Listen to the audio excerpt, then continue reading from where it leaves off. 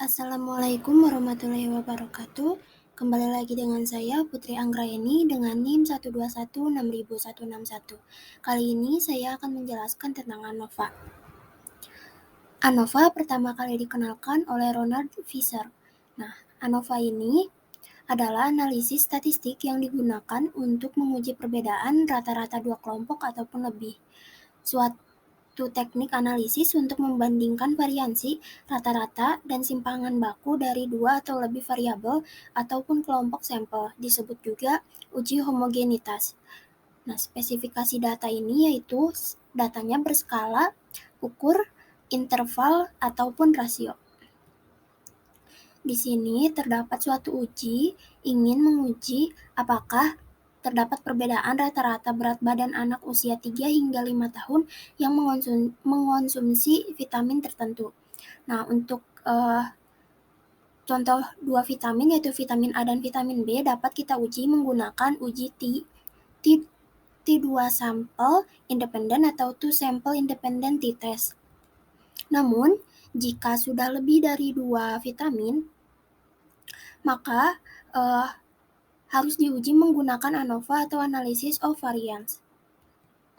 Selanjutnya, asumsi ANOVA. Data berdistribusi normal, memiliki varian atau ragam yang homogen, antar pengamatan saling bebas atau independen, dan komponen-komponen dalam modelnya bersifat aditif. Prinsip ANOVA, yaitu melakukan analisis variabilitas data menjadi dua sumber variasi atau ragam.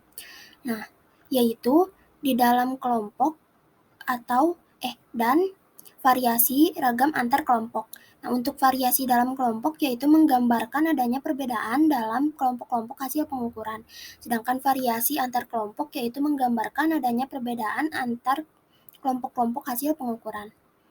Di sini terdapat jenis-jenis ANOVA. Yang pertama itu one-way ANOVA, yaitu terdapat satu faktor yang dipertimbangkan. Yang kedua, two-way ANOVA, yaitu terdapat dua faktor dan interaksinya yang dipertimbangkan. Lalu yang ketiga, multi-way ANOVA, terdapat 3 atau lebih faktor dan interaksinya yang dipertimbangkan. Untuk yang two-way ANOVA dan multi-way ANOVA ini termasuk ke dalam ANOVA faktorial. One-way ANOVA atau ANOVA satu arah. Untuk model linear aditifnya dapat terlihat seperti di layar sebelah kiri. Lalu bentuk hipotesis statistiknya H0, yaitu semua perlakuan memberi respon yang sama, lalu H1 paling sedikit satu berbeda. Nah, untuk statistik ujinya terdapat struktur tabel ANOVA. Nah, untuk H hitungnya itu, untuk F hitungnya itu, yaitu KTP dibagi KTG atau kuadrat tengah perlakuan dibagi kuadrat tengah galat atau error dalam kelompok. Nah, untuk menguji hal tersebut dapat rumus di bawah yang dikotakin warna merah. Lalu untuk kriteria ujinya tolak H0 jika F hitung lebih besar dari F tabel atau p-value-nya itu kurang dari alfa. ANOVA faktorial. Untuk model linear aditifnya dapat terlihat di layar sebelah kiri. Statistik ujinya di sini tuh terdapat sedikit perbedaan dari struktur tabel ANOVA-nya. Untuk sumber variasi pada ANOVA faktorial ini tergantung dari faktor yang dilibatkan. Misal, faktor A dan B, maka sumber variasinya ada dua yaitu A dan B, dan interaksinya antara A dan juga B. Untuk nilai F hitungnya, masing-masing kuadrat tengah dibagi kuadrat tengah errornya. Misalnya itu kuadrat tengah A. Nah, kuadrat tengah A ini tuh dibagi dengan kuadrat tengah error. Untuk menghitung nilai F-nya atau F hitungnya yaitu terdapat 3, kata A dibagi KTG, KTB dibagi KTG, dan KTAB dibagi KTG.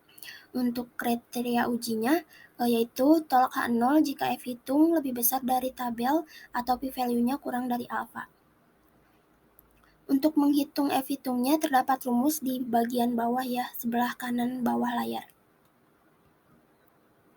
Selanjutnya, kita masuk ke contoh kasus. Seorang guru matematika di salah satu SMA negeri di Bogor ingin menguji apakah terdapat perbedaan nilai ujian matematika antara kelas A, B, dan juga C. Guru tersebut mengambil sampel secara acak sebanyak 15 orang siswa dari masing-masing kelas. Berikut ini merupakan data nilai ujian matematika untuk kelas A, B, dan C. Terdapat pada tabel di sebelah kanan. Ujilah dengan alfa 5%, apakah terdapat perbedaan rata-rata nilai ujian matematika dari ketiga kelas tersebut? Nah, pertama-tama kita ketik dulu atau buat dulu hipotesisnya. Di sini terdapat 3 hipotesis, yaitu hipotesis statistik uji normalitas. H0 data berasal dari populasi yang berdistribusi normal, H1-nya data tidak berasal dari populasi yang berdistribusi normal. Yang kedua itu hipotesis statistik uji homogenitas.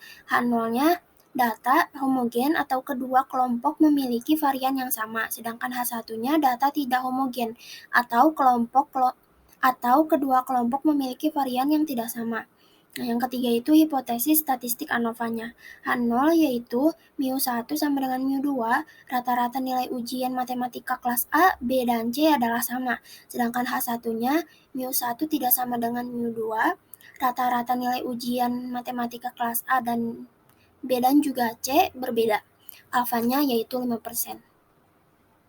Ini adalah tampilan pertama saat kita buka SPSS, lalu kita klik variabel view yang di bawah yang sudah saya lingkari warna merah.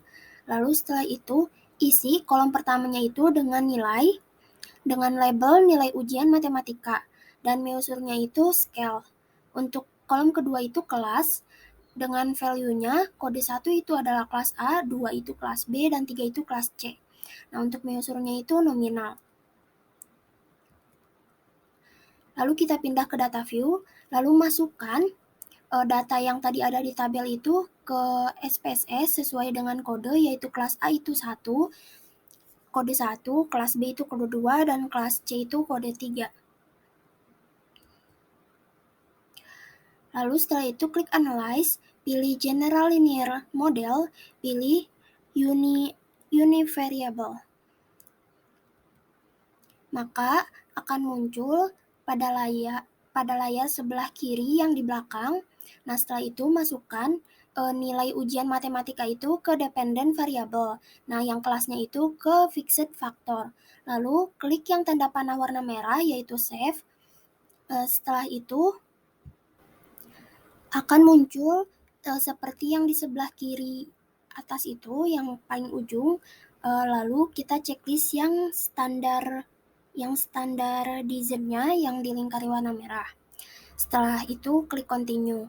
Lalu klik yang tanda panah warna ungu atau post hoc, maka akan keluar seperti yang di layar sebelah kanan belakang. Kelasnya itu dari faktor S dipindahkan ke post hoc test 4. Setelah itu checklist yang Duncan yang dilingkari warna merah. Setelah itu continue. Nah, yang terakhir itu klik yang option yang tanda panah warna kuning, lalu checklist yang descriptive statistik, homogeneity test, dan untuk signifikannya 5% atau 0,05. Lalu klik continue dan OK. Maka datanya akan keluar dan juga akan keluar kolom seperti ini. Nah, setelah itu kolom ini tuh yang meusurnya itu diubah ke nominal ya. Nah, setelah diubah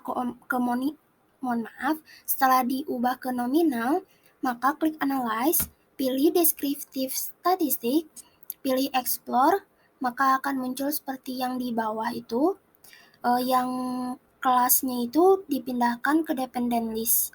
Lalu klik Plots, lalu checklist yang Normality Plots with Test, seperti yang saya lingkari di kanan atas, lalu klik Continue dan OK. Maka data normality-nya atau tes normality-nya akan keluar seperti ini. Nah, kriteria ujinya yaitu tolak H0 jika F hitung lebih besar dari F tabel atau P-value-nya kurang dari alfa. Berdasarkan hasil SPSS tersebut, kita peroleh nilai P-value-nya itu 0,000 dan F hitungnya itu 79,543. Alfanya itu 0,05 dan F tabelnya itu 3,21, sehingga F hitung itu lebih besar dari F tabel, yaitu 79,543 lebih besar dari 3,21, ataupun p-value-nya itu kurang dari alfa, yaitu 0,00 kurang dari 0,05. Maka H0-nya ditolak. Kesimpulan yang dapat kita ambil yaitu berdasarkan hasil tersebut dapat disimpulkan bahwa rata-rata nilai ujian matematika kelas A, B, dan juga C yaitu berbeda. Sekian presentasi saya kali ini. Terima kasih atas perhatiannya. Wassalamualaikum warahmatullahi wabarakatuh.